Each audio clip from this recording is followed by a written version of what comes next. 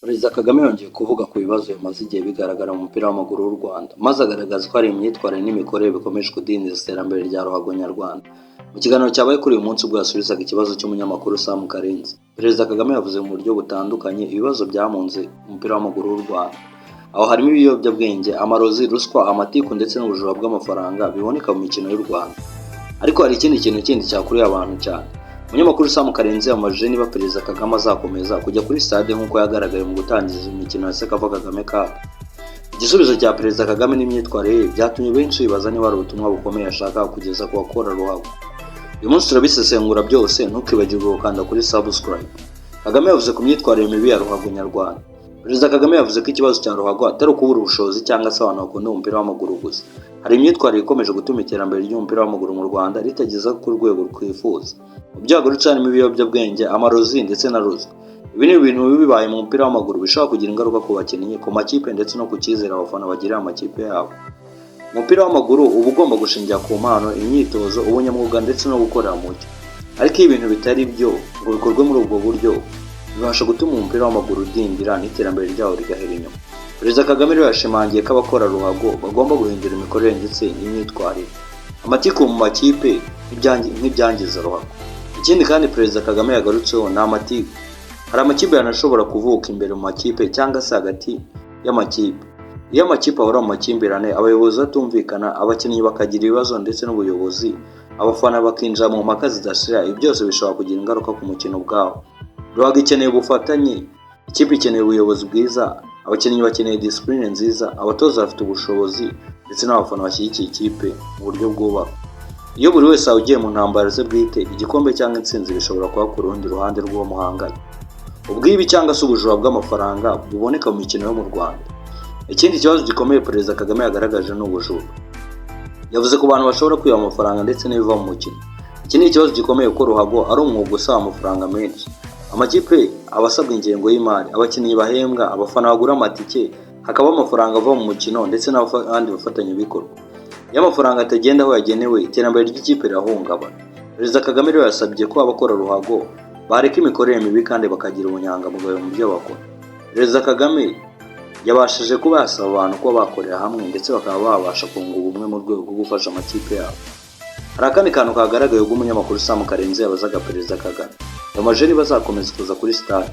Perezida Kagame yagaragaje imyitwarire yatumye abantu benshi bahita babyibazaho uburyo yajungujemo umutwe. Kuri benshi uyu wari umwanya wagaragaje ikibazo atari ukumenya niba Perezida Kagame azajya kuri stade gusa. Ikibazo nyamukuru ni uko hari ibyo ashaka kubona bihinduka muri ruhago. Kuba Perezida w'igihugu yitabira imikino agatanga umwanya wo gushyigikira siporo bishobora guteza imbere ruhago. Ariko nanone ubufasha bw'umuyobozi bushobora gusimbura inshingano z'abari mu ruhago ubwabo. Inkunga nzayibona muzayibona nimuhinduka. Ubutumwa bwe bukomeye bwagarutseho nuko inkunga ishobora gukomeza kuboneka igihe abakora ruhago bemeye guhinduka.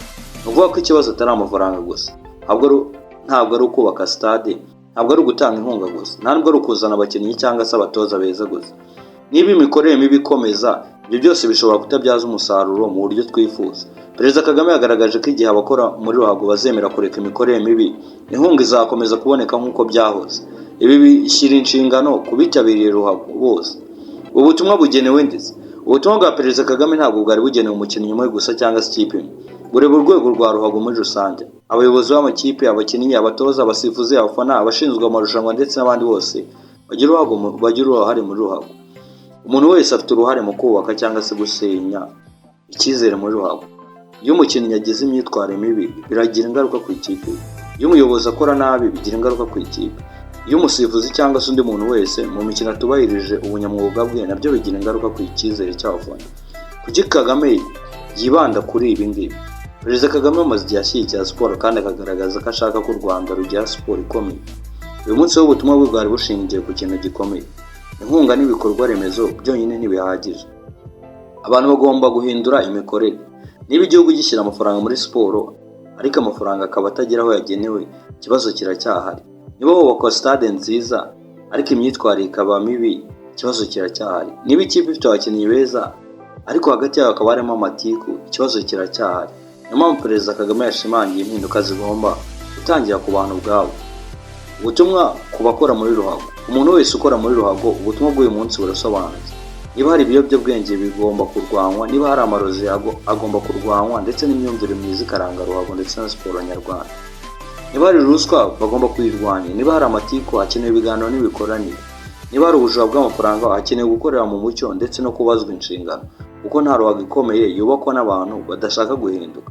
Ikibazo cy'abafana, abafana nabo bafite uruhare. Umufana ashobora gukunda ikipe ye cyane, ariko gukunda ikipe ntibivuze ko agomba kwemera amakosa yose. Abafana bakwiye gusaba ubuyobozi bw'amakipe gukora neza, bakwiye gushyigikira abakinnyi, bakwiye kurwanya urugomo ndetse n'imyitwarire mibi, kandi bakwiye gusaba ko imikino ikinwa mu mujyi, kuko iyi kipe abafana bifitiye icyizere, stade ziruzuye, amafaranga akiyongera, amakipe akabona ubushobozi bwo gukomeza gukora neza. Perezida Kagame yongeye gutanga ubutumwa bukomeye mu mupira w'amaguru w'u Rwanda.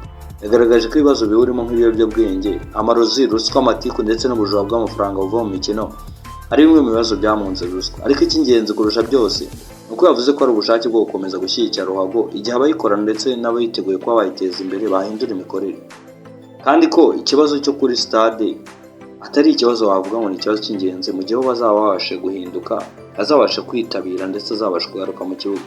Ese abategura cyangwa abakina ruhago abashije kuba yagaya Perezida Kagame byibura bazahindura imyumvire kugira ngo agaruke mu kibuga?